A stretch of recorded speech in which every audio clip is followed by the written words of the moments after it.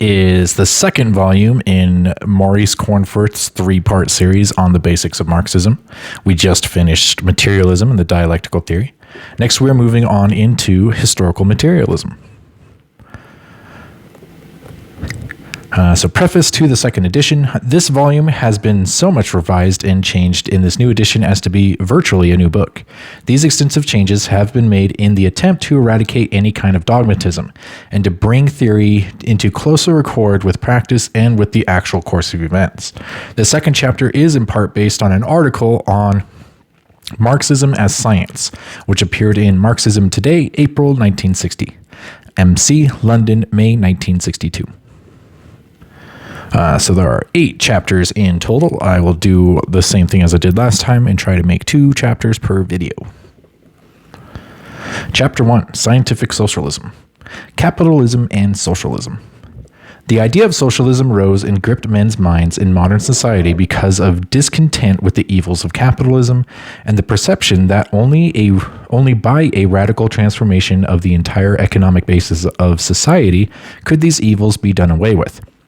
In capitalist society, the means of production, the land, factories, mills, mines, transport, belong to the capitalists, and production is carried on for capitalist profit. But the essence of socialism is that the means of production become social property, and that, on the basis of social ownership, production is carried on for the benefit of the whole of society.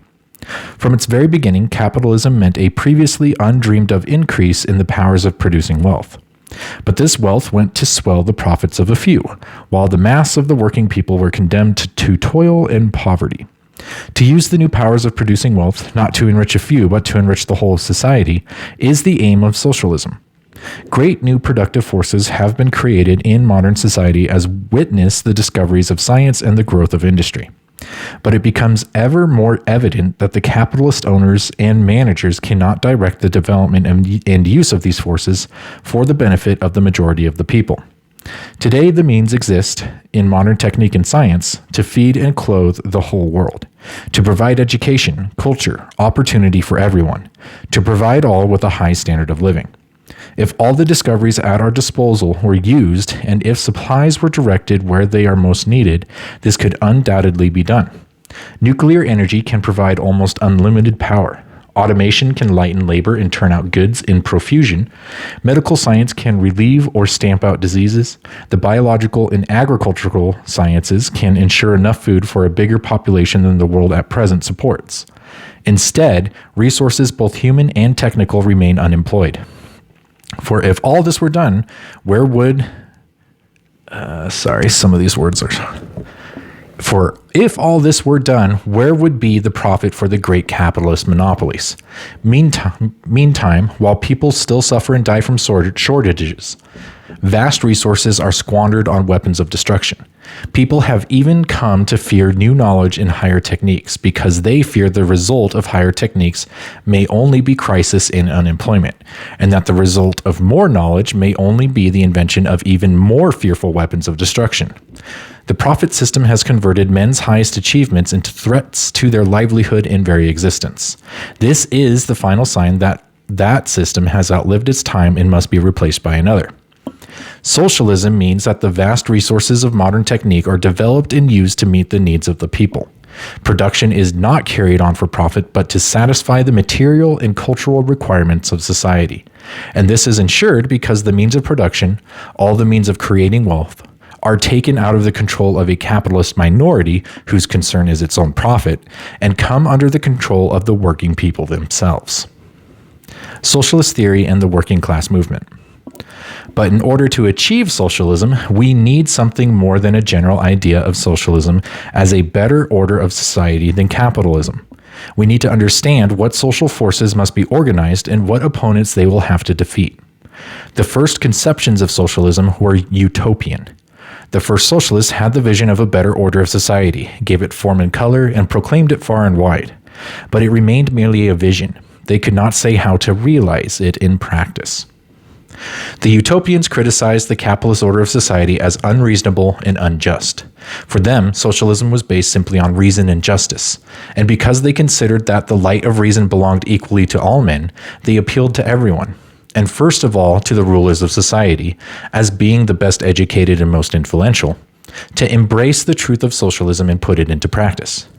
They contributed the first exposure and condemnation of capitalism and the first vision of socialism, a society based on common ownership of the means of production, as the alternative to capitalism.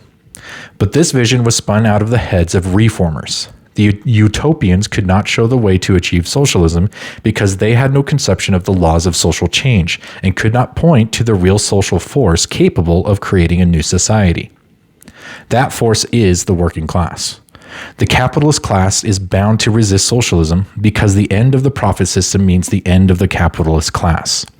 For the working class, on the other hand, socialism means its emancipation from exploitation. Socialism means the end of poverty and insecurity. It means that workers work for themselves and not for the profit of others. The achievement of socialism depends on the mobilization of the working class in the fight for socialism, and on its overpowering the resistance of the capitalist class. And in this struggle, the working class must seek to unite with itself all those sections, and together they constitute the majority of society, who in one way or another are fleeced by the greed for profits of the ruling capitalist minority. But more than that, if socialism is to be won, if working class emancipation from capitalism is to be achieved, then the working class movement must become conscious of its socialist aim. But this consciousness does not spontaneously arise of itself. It requires the scientific working out of a socialist theory, the introduction of this theory into the working class movement, and the fight for it inside that movement. The very conditions of life of the workers lead them to combine to defend their standards of life from capitalist attack and to improve them. But the trade union struggle to defend and improve working class standards does not get rid of capitalism.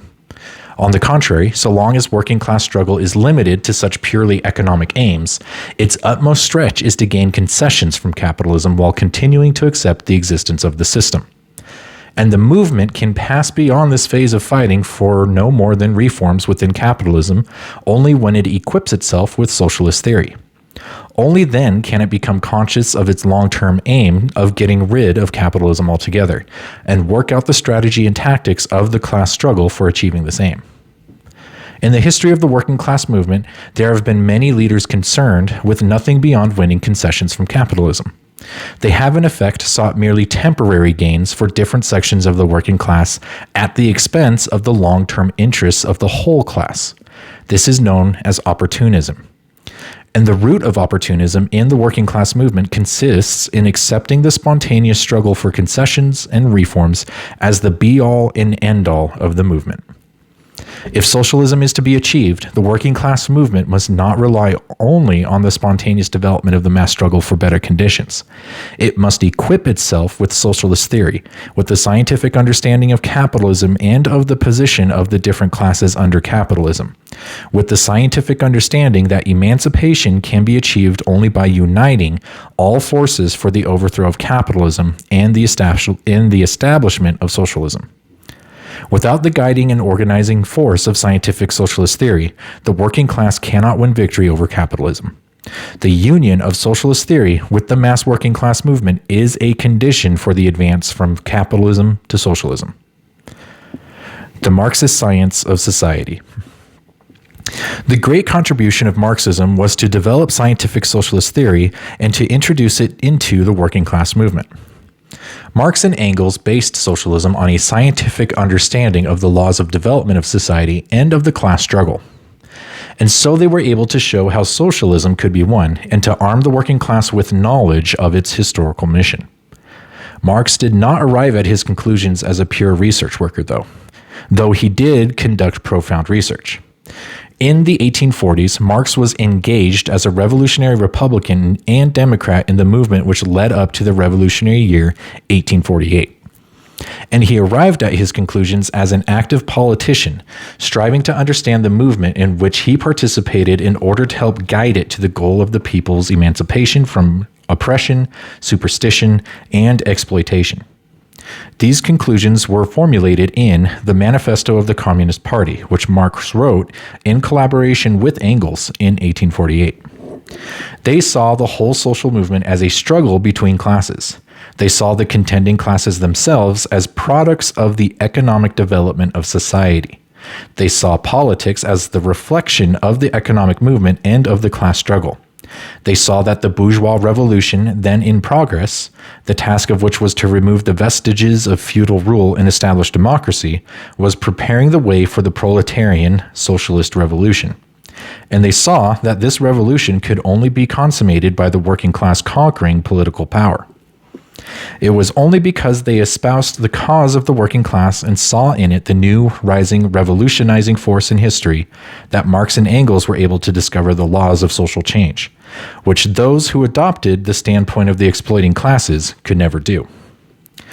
Certain historical facts occurred which led to a decisive change in the conception of history, wrote Engels in Socialism, Utopian and Scientific. In 1831, the first working class rising had taken place at Lyons. Between 1838 and 1848, the first national workers' movement, that of the English Chartists, reached its height. The class struggle between proletariat and bourgeoisie came to a front. But the old idealist conception of history knew nothing of class struggle based on material interests. In fact, knew nothing at all of material interests. The new facts made imperative a new examination of all past history. From this new situation, Engels continued, it became clear that all past history was the history of class struggles, that these warring classes are always the product of conditions of production and exchange, in a word, of the economic conditions of their time. That therefore the economic structure of society always forms the real basis from which, in the last analysis, is always to be explained the whole superstructure of legal and political institutions, as well as of the religious, philosophical, and other conceptions of each historical period. From the recognition of the significance of the class struggle in capitalist society came the realization that the class struggle was likewise waged in previous epochs and that, in fact, the whole of past history since the breakup of the primitive communes was the history of class struggles. But on what was the class struggle based? On the clash of the material interests of different classes. Realizing this, the key to historical development as a whole had to be sought in the sphere of these material interests. The different classes with their different interests were seen to be the product of the conditions of production and exchange, of the economic conditions prevailing in society. Marx, in Wage, Labor, and Capital, pointed out that in production men not only act on nature, but also on one another. They produce only by cooperating in a certain way and mutually exchanging their activities. In order to produce, they enter into definite connections and relations with one another, and only within these social connections and relations does their action on nature, does production take place. Marx and Engels discovered the key to understanding the whole development of society in the investigation of these production relations, i.e., the economic conditions of production and exchange, and of the struggle between classes produced by these economic conditions. Thus, understanding the laws of historical development, Marx and Engels showed that socialism was not a utopian dream, but the necessary outcome of the development of capitalist society, and of the working class struggle against capitalism. They taught the working class to be conscious of its own strength and of its own class interests, and to unite for a determined struggle against the capitalist class, rallying around itself all the forces discontented with capitalism. They showed that it was impossible to get rid of capitalism and establish socialism unless the working class won political power, deprived the capitalist class of all power, and stamped out its resistance. And they showed that in order to emerge from the old world and create a new classless society, the working class must have its own party, which they called the Communist Party. Chapter 2: Materialism and the Science of Society. The Materialist Conception of History. The general theory of the motive forces and laws of social change, developed on the basis of Marx's discoveries, is known as the Materialist Conception of History, or historical materialism. It was arrived at by applying the materialist world outlook to the solution of social problems. And because he made this application, materialism was with Marx no longer simply a theory aimed at interpreting the world, but a guide to the practice of changing the world, of building a society without exploitation of man by man. Above all, historical materialism has a contemporary significance. It is applicable here and now. It leads to conclusions not only about the causes of past events, but about the causes of events now taking place, and therefore about what to do, about what policy to fight for, in order to satisfy the real needs of the people. When modern industry was created, there were created the means to produce enough to satisfy fully the needs of every human being, and therefore to realize the age-old dream of universal plenty. The means exist to do it, and the materialist conception of history, by explaining how social relations change and how modern industry came about, shows how it can be done. It is precisely in this contemporary application that historical materialism demonstrates its scientific character. For the final test of social science, as of all other science, is in its practical application. If historical materialism makes history into a science, this is because it is not only a theory about how to interpret history, but also a theory about how to make history, and therefore the basis for the practical policy of the revolutionary class which is making history today. Social relations and the laws of social development. Materialism means explaining what takes place in the material world from the material world itself. The materialist approach to explaining processes of nature means investigating those processes themselves in order to discover their laws of operation. And because human affairs are part of the material world, the materialist approach to explaining social events means likewise investigating social processes in order to discover their laws of operation. Such investigation must be empirical and scientific. It is not a question of deducing anything about society from the general philosophical principles of materialism, but of applying the normal methods of science, the framing and testing of theories or hypotheses, to the study of society. This is the foundation on which the theory of historical materialism rests. As Engels put in his speech at Marx's graveside, "Just as Darwin discovered the law of development of organic nature, so Marx discovered the law of development of human history." It is a discovery of science, made and verified by applying scientific methods differing not at all from those applied with equal success in other branches of science. In the opening pages of The German Ideology, Marx and Engels remarked that the first premise of all human history is the existence of living human individuals. Thus, the first fact to be established is the physical organization of these individuals and their consequent relation to the rest of nature.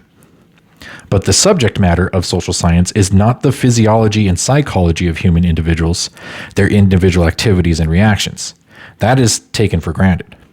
Human individuals create and sustain society and the typical products of society by entering into social relations with one another.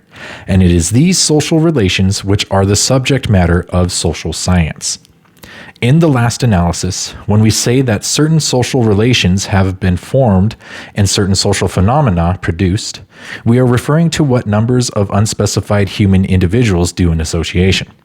For instance, if we speak of commodity production, we are referring to how they organize their productive activity and distribute its products. If we say that a certain idea has arisen, we are referring to how they speak and act. If we say that certain institutions have been set up, we are referring to how they regulate their affairs. Social science abstracts from the individuals and deals with the social relations. It is not concerned with individual, but with aggregate humanity. Of course, some individuals do occupy a special individual position within social relations. For many social relations depend on placing individuals in special positions. Kings, chairmen of boards, presidents, popes, and archbishops, leaders of movements, and so on. The individual decisions and actions of those individuals may have wide social repercussions. The character and extent of these must depend, however, upon the social relations within which they are acting. The key problems with social science has to unravel are not problems of the actions and motivations of individuals, but problems of the interdependence of social relations. Social relations change and develop. the problem of how such a change and development is brought about, and of the laws which govern it, the main problem of the scientific understanding of society and its history, is the problem of analyzing and sorting out the interdependence of social relations. What are called laws regulating society and its development are simply generalized statements of such interdependence. For instance, what is the famous law of supply and demand in economics but a statement of the dependence of the terms of sale upon the relations of sellers and buyers? The sellers bring certain goods to market, and the buyers come there with certain requirements and means of paying. That is a social relation between people as sellers and buyers. When the sale is effected and money changes hands, that is also a social relation. The law of supply and demand states the dependence of the latter relationship on the former. It is entirely and exclusively concerned with the interdependence of certain social relations. No one would deny that some social relations are regulated by laws. In particular, when products are produced as commodities, economic laws are discoverable regulating their production and exchange. But it has been and still is strenuously denied that there are invariable laws of social development operating throughout human history, in terms of which we can explain how and why social development in general takes place. In support of this denial, it is argued that because each event in human history is unique, and exactly the same circumstances are never repeated, therefore there is no basis for the discovery of invariable laws governing social changes. We can speak, for instance, of the laws of mechanics governing the motions of bodies, because the same mechanical interactions is repeated over and over again, but not so with the events of human history. This argument rests on an obvious confusion. Of course, every event, whether in nature or society, is unique. But in society, as in nature, the same kind of event, for instance a revolution, is often repeated, and variants of the same social relations are repeated over and over again. All the conditions are present, therefore, for the discovery of laws. Despite all the manifold changes of society, there are certain general relations which are always present in varying forms, because these are basic relations without which no society at all can exist. And from the study of such relations, general laws always applicable to the development of any society emerge. The foundations of social science. It is evident that social relations cannot, like many relations in nature, be studied experimentally. The social scientist cannot set up social relations experimentally in order to discover how they operate, nor can he experimentally separate some social relations from another for purposes of study. He is himself a member of society and has to take it as he finds it in all its baffling complexity. Marx remarked on this difficulty in the preface to Capital, where he contrasted the investigation of social changes with that of, say, chemical changes. In Social Analysis, he wrote, "Neither microscopes nor chemical reagents are of use. The force of abstraction must replace both." That is to say, where it is not possible to separate certain relations experimentally, they must be separated in the mind of the investigator. Marx's discovery of the fundamental laws of social development was reached by asking whether any relations can be distinguished which must always be present in any form of society, because they are the conditions for any form of social life whatever. Once such relations are abstracted, then hypotheses can be put forward about their interdependencies, and these can be checked against the actual social record. The whole development of society is then explained as regulated by the laws of interdependence so formulated. Such was Marx's method. When the key question is asked, the answer becomes strikingly obvious. The necessary condition for any society is that men should associate to produce their material means of subsistence. Without this collective action of men on nature, there is no human life. It constitutes the very essential of the human mode of life. The process of social production is, therefore, the primary process of all social life. It is primary in this precise sense, that social life begins with it, that it is present continuously throughout all social life, and that no other social activity or social relation can occur unless this primary activity, this primary social relation, sustains it. From this beginning, Marx went on to frame a general hypothesis consisting of several interconnected propositions, which together may be said to constitute a general law of social development. The theory will be stated here only in barest outline. It will be reviewed in more detail and its more important consequences discussed in the ensuing chapters. 1. In order to carry on production, people must enter into relations of production. These are concerned with property in means of production and with the mode of distribution of the product, and in their totality they define the economic structure of society. 2. People enter into relations of production and so associate in an economic organization independent of any conscious decision but corresponding to the character of their productive forces. That is to say, people who depend for their subsistence on certain production techniques evolve property relations, and eventually class relations, appropriate to those techniques. For instance, a primitive hunting tribe will live the social life of primitive communism. When animals are domesticated, the herds will tend to become the property of particular families within the community. When power-driven machinery is first introduced, it is as the property of capitalists who employ wage labor, and so on. 3. Social institutions, and with them prevailing systems of ideas, will then arise corresponding to the economic structure of society. They will be such as to serve the carrying on of the prevailing mode of production. For instance, a primitive tribe could hardly possess a legislative assembly or a standing army and police force or universities. On the other hand, such institutions are required for carrying on a modern capitalist society. Only when a certain economic basis exists do such institutions with their corresponding ideologies arise. These three propositions make up the key to explaining how social development proceeds and how the various historical features of society arise and change. Corresponding to certain forces of production, certain relations of production come into being. Within these production relations, new forces of production eventually develop.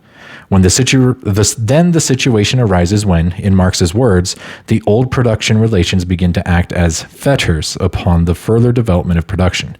The relations of production have then to be changed, and the whole superstructure of ideas and institutions is changed with them. The theory thus postulates a law of interdependence between production, the relations of production, and the social superstructure of institutions and ideas. And it is a hypothesis which can be checked against the known facts and is verified by them. Indeed, it is hard to imagine how anything different could arise in society. Could production relations arise which were inappropriate to the given forces of production? Or when they become fetters on production, would it be possible to avoid a struggle for new production relations? Again, could a society survive, the institutions of which failed to serve its basic economic processes? Could such institutions possibly be formed? And when such institutions grow outmoded, would it be possible to avoid a struggle to change them? If we ask such questions as these to the laws formulated by Marx, begin to have the same obvious and compelling look as, for instance, the law of thermodynamics. One might as well ask whether a physical system could create energy from nothing. If an engine were built which ran without fuel, or could do more work without more fuel, that would falsify the laws of thermodynamics. And if a society were created which kept going without production, or in which economic structure was not adapted to production and social superstructure to economic basis, that would falsify historical materialism. But there is no such engine and no such society. Such fundamental laws of science are always verified by all the relevant facts, and no instances which would falsify them are ever to be found. Historical materialism supplies a foundation for social science in much the same way as the theory of evolution by natural selection supplies a foundation for biological science. Whatever species may be considered, it evolved by natural selection, and that conditions its entire character. Similarly, whatever society may be considered, it came to be what it is by adaptation of production relations to production, and of ideas and institutions to production relations. Indeed, Darwin arrived at the theory of natural selection by very much the same method of abstraction as Marx, more or less simultaneously, employed in the theory of historical materialism. Darwin's theory grew from the fundamental consideration that every species lives by adaptation to an environment, just as Marx's theory grew from the consideration that every society lives by a mode of production. But this same type of abstraction is employed in all fundamental scientific theory. Newton, for example, employed it in arriving at his foundation of the laws of motion. The condition of existence of any body at any instant is that it has a certain motion of its own and is acted on by external forces. Marx employed it a second time in his special investigation, in Capital, of commodity production. He began that investigation with the consideration that the one thing all commodities have in common is that they are products of human labor, and that therefore what people are doing when they exchange commodities is to exchange the products of definite quantities of socially necessary labor time. General laws and particular events. All fundamental scientific theory is very general in character and, consequently, very flexible. It can show the same general connections holding in circumstances so widely different that there appear to be no such connections. It can explain the operations of a large variety of particular causes and recognize in particular instances the operation of particular causes which could not have been forecast in terms of the general laws alone. Historical materialism shares this breadth and flexibility. Just as Darwinism can account for many odd features of species in terms of particular causes operating within the general process of natural selection, so Marxism can account for the most varied social phenomena in terms of particular causes operating within the general process of adaptation of relations of production to production. It is in no objection to the theory to say that it is incapable of predicting such particular causes. The point is that it is capable of explaining them and their effects within the general process of social evolution. For example, in the development of English society under the Tudors, it so happened that a particular quarrel arose between Henry VIII and the Pope, because Henry wanted to divorce his wife and the Pope refused permission. Henry broke with the Pope, and this gave him an excuse to confiscate the church lands and divide them amongst his cronies, an action which had very far-reaching economic and political consequences. There is no law of social development in accordance with which Henry was bound to become dissatisfied with his wife and quarrel with the Pope about it.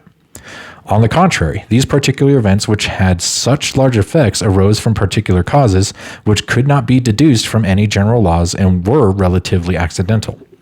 But the fact that Henry was able to take advantage of these events, that he could get away with the confiscation of church lands, and that these actions brought about changes within class relations, all that is explicable only through the contradictory social relations which had come into being at that particular period.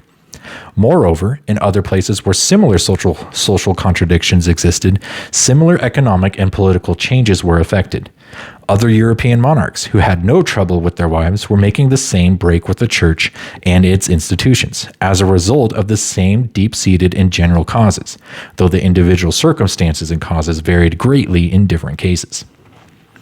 The laws which regulate the development of social relations operate through the relatively accidental circumstances and actions of the individuals who live within those social relations. But the laws are not some kind of fate externally imposed upon human individuals. It is the very life process of the individuals, the fact that they are human, which leads to their entering into relations with which exhibit those laws. Just as the attractions and repulsions of the elements of a physical system lead to their entering into various combinations, so the dependence of human individuals upon one another, and of all on their joint action on nature, leads to the entering into social relations and to the development of those social relations. Thus, human society develops through a succession of relatively accidental events, all of which can be traced to their particular causes and have their particular effects, and which in their totality present a law-governed process of the development of social relations. Human intentions and objective law. Society consists of human beings, and there is therefore an essential distinction between social processes and natural processes. This is Engels. In nature, there are only blind, unconscious agencies acting upon one another, wrote Engels in Ludwig Feuerbach. In the history of society, on the other hand, the actors are all endowed with consciousness, are men acting with deliberation or passion, working towards definite goals. Nothing happens without a conscious purpose, without an intended aim. Social effects are brought about by the conscious, intentional activity of human beings, who choose what they will do. And this circumstance has sometimes been held to be incompatible with the view that social development is regulated by objective laws. If it is argued social development depends upon human intelligence, choice, and will, it cannot be regulated by laws. Yet the conclusion does not follow. For the fact that people change their social relations by their own voluntary actions does not imply that in these changes there are no general laws of the interdependence of social relations. On the contrary, whenever people enter into certain relations, this fact influences other of their relations. Within the totality of changing social relations, there are laws of interdependence, and people cannot establish or change their relations just as they like. When we consider people's desires and intentions in their social context, we should ask what influences their intentions and their choices, and what determines the outcome of their intentional actions. For people who do not set aims before themselves regardless of their circumstances, and when people choose what to do and act with certain intentions, the results of their actions are often not what they intended. Clearly, therefore, it is not possible to explain the actual development of society simply from the intentions in the minds of the members of society. The ideas in men's minds, the aims they set themselves, and the emotions they feel arise in response to the material conditions of existence, which include relationship with nature and relationship with one another in society. The forces bringing about social change are not ideas or aims in the abstract, nor abstract individuals, each of whom decides independently what he will do, but, as Marx and Engels put it in the German ideology, real active men as they are conditioned by a definite development of their productive forces and of the intercourse corresponding to these. And they form their ideas and aims on the basis of their real life process. It is the necessary condition of any human life that people should produce their means of subsistence, and that they should enter into production relations corresponding with their productive forces. This happens independent of anyone's idea or intention or choice.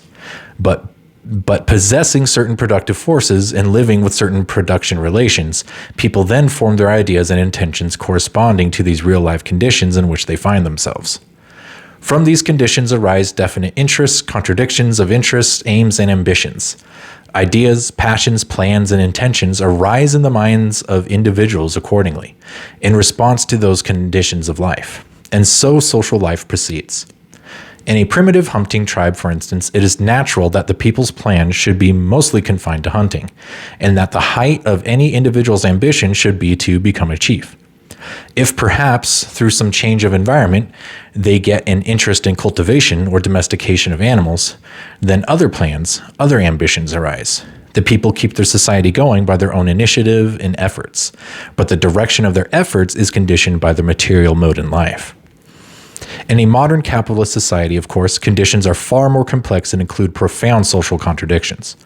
When wage labor is employed, for instance, the workers have a common interest in improving their standards of life.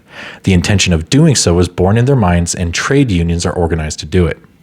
Obviously, this is bound to happen. Trade union organization is as inevitable in capitalist society as it is inevitable that water will seek its own level.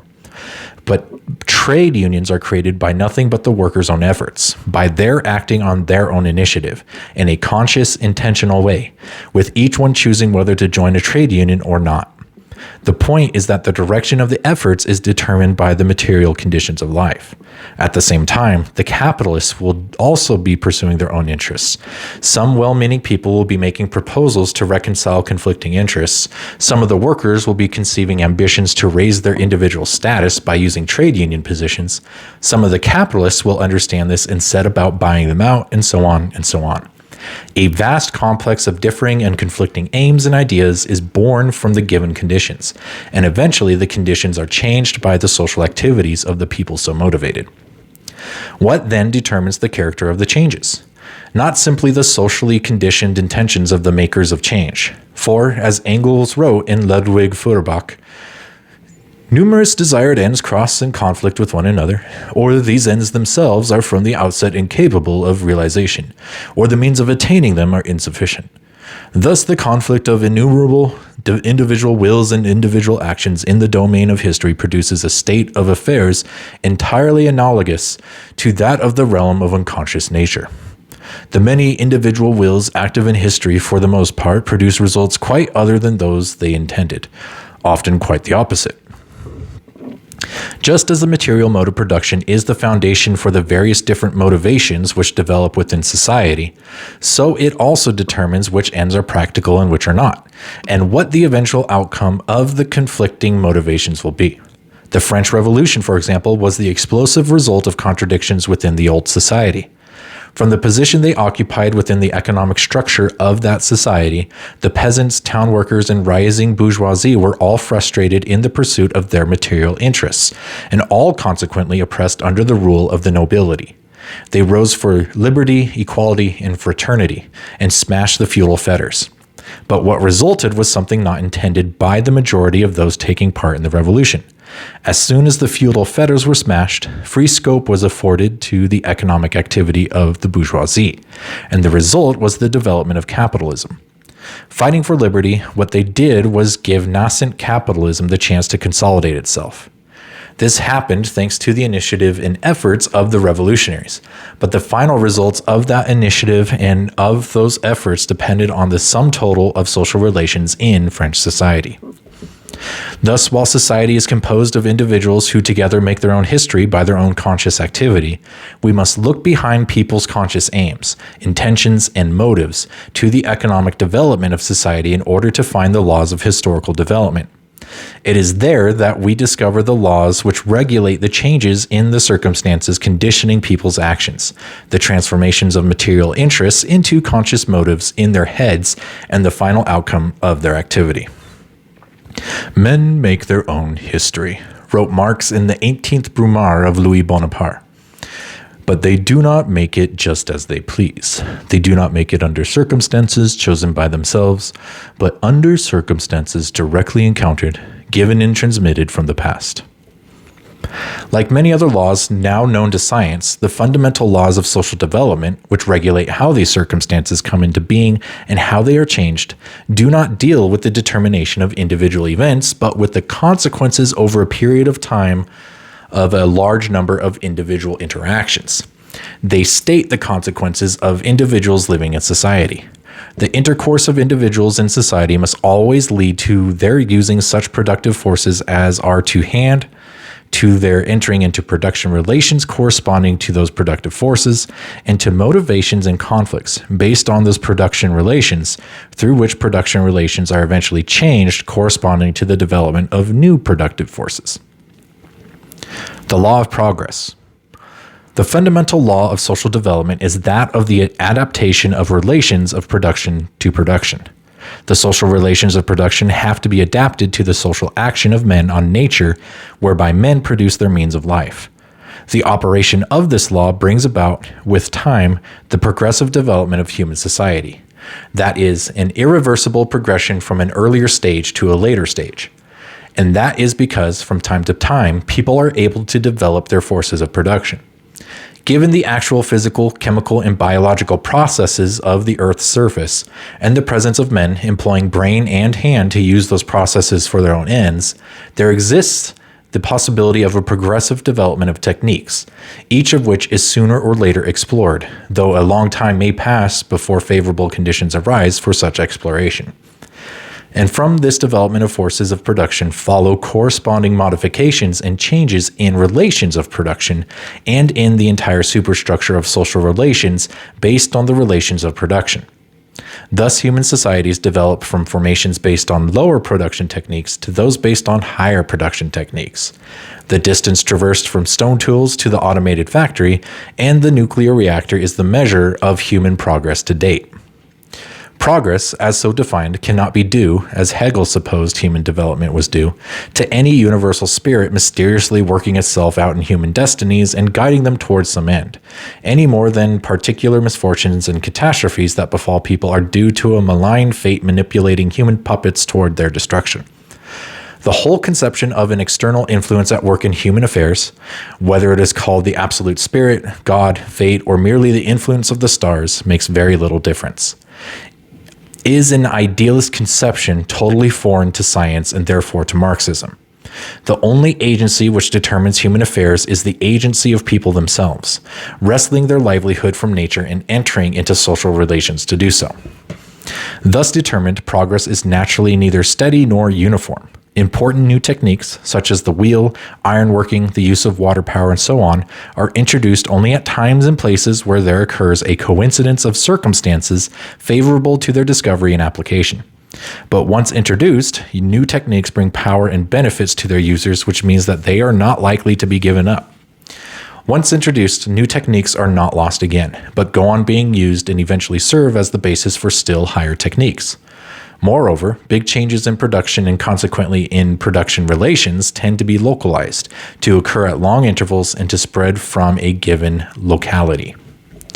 In the history of mankind to date, there have been two great changes in production of decisive importance. The first, which occurred only after hundreds of thousands of years of primitive techniques practiced by scattered tribes after the birth of the human species, was the introduction of agriculture. This led to the division of society into classes and to the stormy, though comparatively short, period of man's evolution in which man was exploited by man and his history became the history of class struggles. The second was the introduction of modern industry, based on the general use of sources of energy other than human or animal muscle power. This led to the extreme polarization of class relations under capitalism and the birth among the exploited of the irresistible movement towards communism. The production relations adapted to modern industry, once it has developed sufficiently, are those of communism.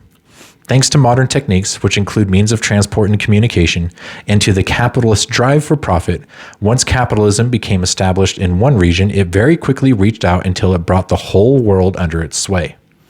Thus, modern industry meant the end of the process in which social development was localized and progress confined to separate regions, and the beginning of a world process of the advance of all humanity to classless communist society based on a uniformly high level of technique. Scientific theory and social practice. Knowledge of the laws of social development brings knowledge of the real forces at work in contemporary society and of how that society can and must be changed. When production is outstripping production relations, there arises a historical necessity of changing those relations in order that people can carry forward production and enjoy the benefits it is capable of bringing them. To effect this change is a historical task. Such historical necessity and the corresponding historical task is an objective fact, completely independent of anyone's desires or intentions.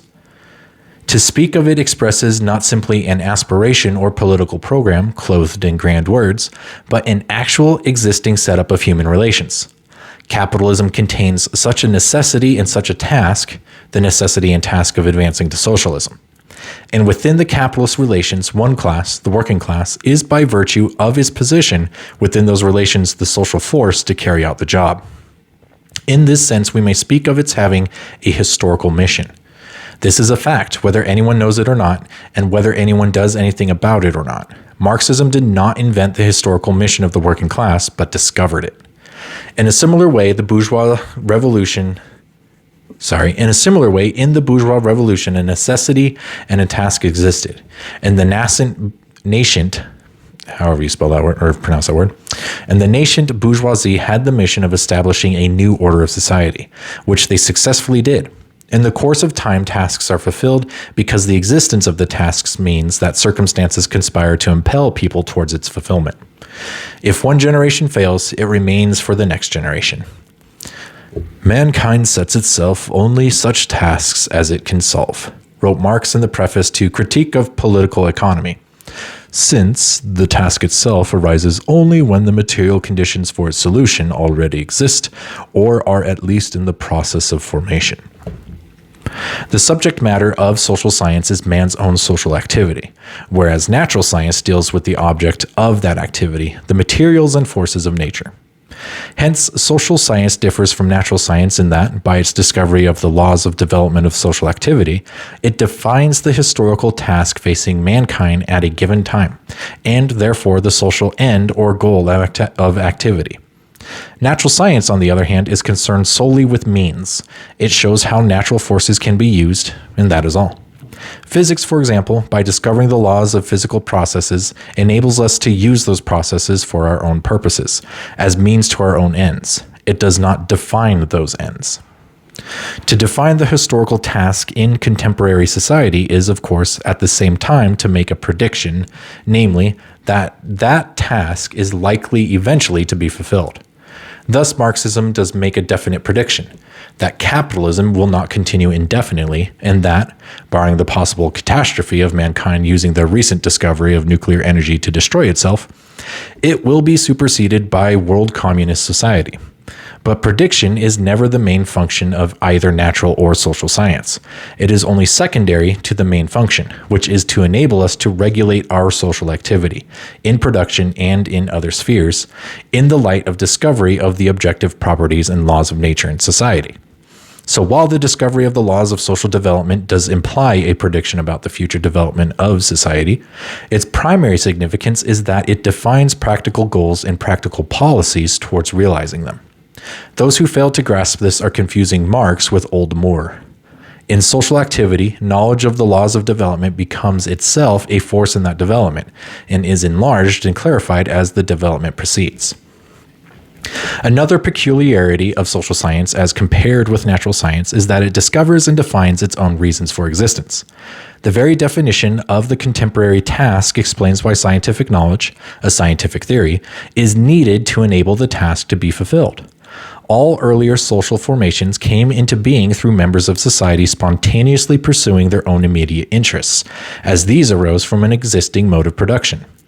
Capitalism, for instance, was not created by people acting on any scientific theory of capitalism, but by people following their noses in circumstances favorable to the development of capitalist relations, as a result of which the members of the rising bourgeois class seized any opportunity for profit and acted in combination against anyone and anything that blocked them.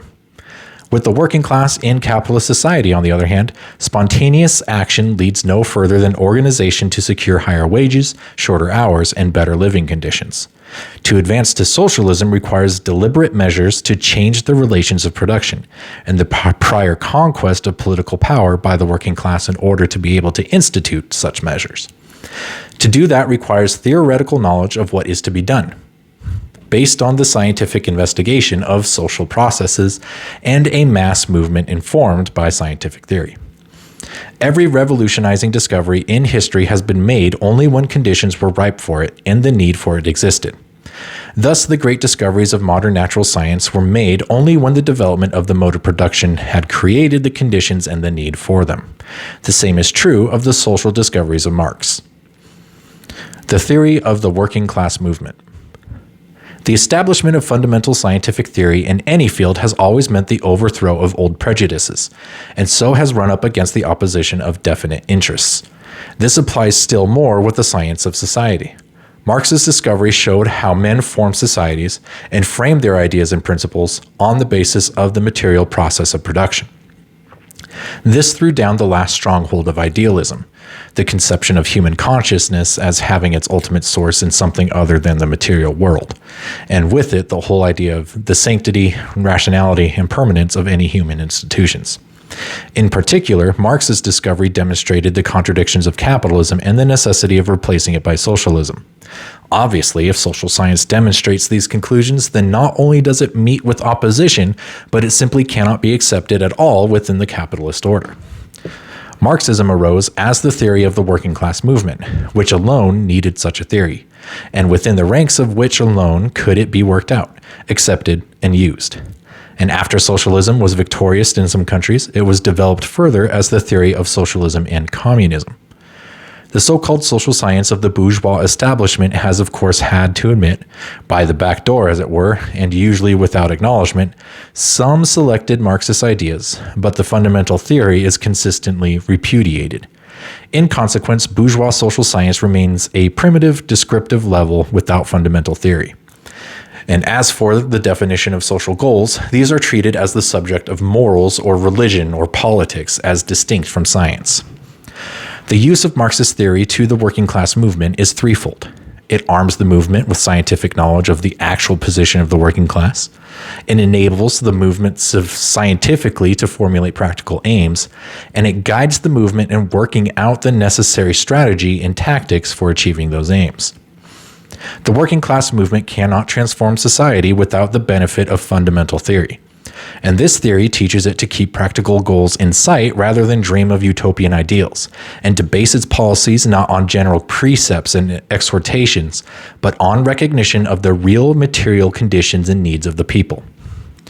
In the application of science in the politics of class struggle, a distinction must be made between certain general and invariable principles, on the one hand, and particular policies framed to cope with particular situations and phases of struggle on the other.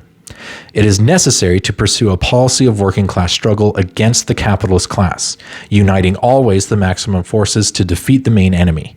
This struggle must be carried out to the point where the working class, with its allies, is able to gain political power to establish socialism and overcome all resistance against it. And to achieve this position of power, the working class must be led by a political party dedicated to the aim of socialism and guided by scientific socialist theory. These are inviolable principles to abandon, which amounts in practice to abandoning the goal of socialism and the means to realize it. Within the framework of general principles, there is then the problem of finding the right policies to meet each eventuality that arises. And here it must be allowed a large element of variation and improvisation comes in. Those dogmatists have a strange idea of applying social science, who imagine that it is possible to state in advance everything that is going to happen and to lay down hard and fast rules for determining correct policies. In the working class struggle, it is possible and necessary to make an analysis of the salient facts of a given situation, to forecast the probable behavior of individuals, groups, and classes in such a situation, and in the light of that to arrive at a plan of action. But at the same time, control is lacking over nearly all these factors. Even the way in which decisions taken within the movement are carried out depends on the tightness or looseness of the organization, the waging of internal controversies, and all manner of subjective factors influencing individuals. Hence, the contingent and the unforeseen always play a large part in the policies of class struggle, and a wise leadership is one which has no illusions of infallibility and is always on the alert to draw conclusions from new experiences. Social science and communism. The consolidation of socialism, followed by the evolution of socialism into communism, means the end of exploitation of man by man, and with that the end of class struggles. Evidently, therefore, the future conditions of human social activity will, in that event, be very different from the past. So different will they be that Marx, in the preface to Critique of Political Economy, wrote that the transition to socialism brings the prehistory of human society to a close. With communism, as the Communist Manifesto puts it, all production has been concentrated in the hands of a vast association of the whole nation. And then, to quote Engels in Socialism, Utopian and Scientific, man's own social organization, hitherto confronting him as a necessity imposed by nature and history, becomes the result of his own free action. The extraneous objective forces which have hitherto governed history pass under the control of man himself. It is then no longer a question of waging class struggle in conditions under which many factors determining the outcome are beyond control, but of planning the basic processes of social life for the satisfaction of human needs. This implies that the whole mode of application of social science is changed. Its application becomes a matter of estimating the material needs of society and the current material and human resources available, and of planning production and distribution accordingly. Thus, in its application, social science becomes an exact, mathematical, and quantitative discipline, like the natural sciences applied in the techniques of production.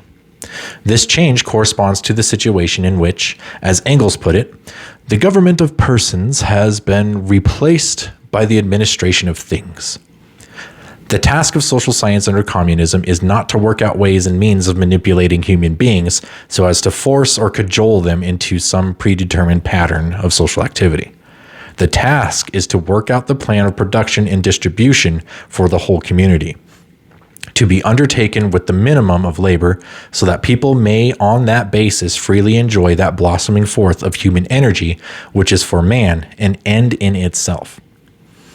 Writing of the tasks of science in his early economic and philosophical manuscripts, Marx concluded, Natural science will in time subsume under itself the science of man, just as the science of man will subsume under itself natural science. There will be one science. The subject of science will be the laws of development of nature and human society, and the ways and means of man securing the continuous satisfaction in his social life of all his needs. The discovery of the fundamental laws of man's social activity was an essential step towards this unification of the sciences, which is necessary as a means to securing the flowering of human life. So that was chapters 1 and 2 of Historical Materialism by Maurice Cornforth. As we can see, there's a lot of vocabulary and terms in there that he expects us to know. I don't think they were really covered in his first volume either on materialism and the dialectical method. So I'm just going to explain a couple real quick. The first one being superstructure. There is a theory that Marx posited defining the superstructure and the base. And this is going to be the formulation of all society. There is a superstructure of society that it is what influences everybody's actions and thoughts. And then there's what's known as the base, which essentially, when you boil it down, the base is that time period's mode of production. Let's go back to Rome, which I think was an example in a recent book I read by Engels, which was The Origin of the Family, Private Property of the State. Rome, their mode of production was a slave society. The Romans used slaves to essentially do everything for them. So that was the base, which then in turn formed the superstructure. And the superstructure is how they formed their day-to-day lives. It was the thing that influenced their thoughts, their opinions, and things of that nature. Our base for what time period we're living in right now is, of course, capitalism. It is the form of production. It is also what is going to inform our opinions, our influences, our day-to-day life. And in order to change the base, we need to influence it through the superstructure, which in turn the base influenced the superstructure. So it's like reciprocal. It's much easier for the base to influence the superstructure than it is for the superstructure to influence the base. The superstructure can, but it's not going to be as large or as impactful. So to change that base, we would need to push and get rid of capitalism and replace it with the new form of production, which would be socialism, which in turn would remove that base and turn it into communism. So that is what he meant by base. The other one is the production of labor and the relations to the production of labor. Now, it sounds very confusing and it's a very long phrase, but essentially what that means is what form of production is it again? Is it slavery? Is it capitalism? Is it manufacturing? And then the relations to the production of labor, that is, what role do you play? I am a laborer. My relation to the production of labor, or the production, is labor. I sell my body for time, in exchange get a salary. Most people are laborers. Now, they might be different forms of labor. There's the proletariat, working class. You hear those terms, blue collar, white collar, petty bourgeois. Everyone has that different class, so to speak, in their relation to the production of labor. But for the most part, everyone is giving their labor. And then there's the ruling class, which their relationship to the production of labor is they own it. We do not own it. They own it. Because they own it, they get the majority of the profits and slice off a little tiny bit for us to keep us placated. But even now, they're like, you know what? What if we make that little sliver even sliverier?